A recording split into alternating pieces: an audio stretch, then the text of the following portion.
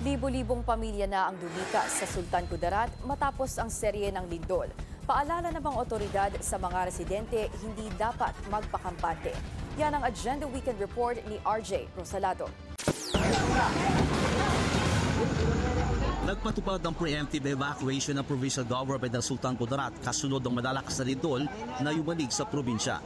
Nasa iba't ibang evacuation centers ngayon ang humigit 12,000 na mga pamilya mula sa 3 coastal municipalities ng Sultan Kudarat. Sa bayan ng Kalamansigo, humigit 7,000 pamilya ang nagsilikas. Samantalang sa bayan ng Lebak, may humigit 4,000 evacuees. 276 naman ng mga pamilya ang nagsialisan sa kanilang mga bahay sa bayan ng Palimbang.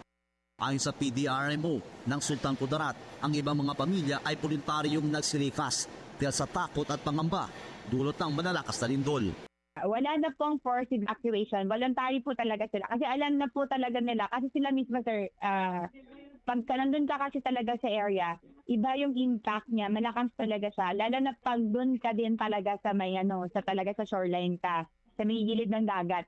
Mas ma-feel mo po talaga. Kung sa patag, sir, hindi mo siya maramdaman. Pero pag nandun po sa may gilid talaga ng dagat, you'll feel talaga, sir, the shaking na ganun kalakas. Sa barangay Pulipuri sa bayan ng Lebak, takot pa rin ang mga evacuees na bumalik sa kanilang mga tahanan na malapit sa dagat. Apektado na rin ang kabuhayan ng ilang mangingisda dahil pansamantalang ipinagbabawal ang paglayag ng mga maliliit na bangka. Yun nga po sir, yun po ang mahirap pag earthquake kasi hindi po natin alam na kung kailan po tatama, hindi kagaya sa typhoon na alam natin kung kailan yung landfall. So dito naman po sa after, open naman po yung aming evacuation center. Hanggang sa ganito pa yung nangyayari. Ang nangyayari din po kasi dito sir, pag umaga, umuwi po yung aming mga evacuees, nagtatrabaho. And then pag gabi, dito na po sila natutulog sa amin. Ayon sa PVOX, mula January 19, umaabot na sa 2098 ang recorded na earthquake sa Sultan Kudarat. 812 dito ay platted o yung na-monitor ng at least 3 PVOX station. 99 naman ay felt o naramdaman ang pagdindol. 1.3 hanggang 5.9 magnitude ang range ng earthquake swarm sa Sultan Kudarat. Ang Cotabato Trench ang pinaniniwala ang source ng sunod-sunod na pagdindol sa probinsya. Well, ang possible nito is yung yung Cotabato Trench niya diyan is yun ang source. Meaning to say, yung dalawang bato diyan nag-uuntugan, panay-release ng energy. So, mean to say, may interaction yung dalawang bato na yan for that particular area.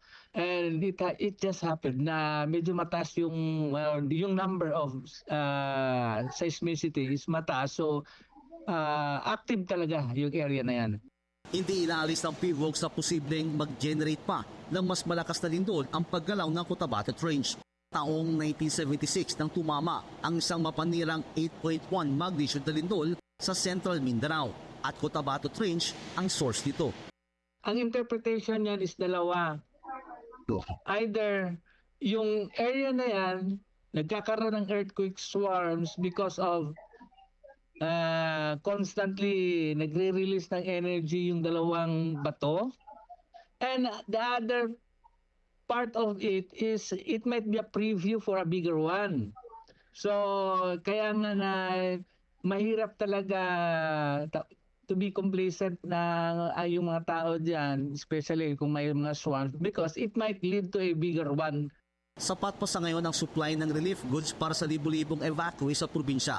Pero dahil hindi pa alam kung hanggang kailan ang mga ito sa mga evacuation centers, nakikipag-ugnayan na ang LGU sa national government para sa dagdag na tulong. Para sa Agenda Weekend, RJ Rosalado, Billionaire News Channel.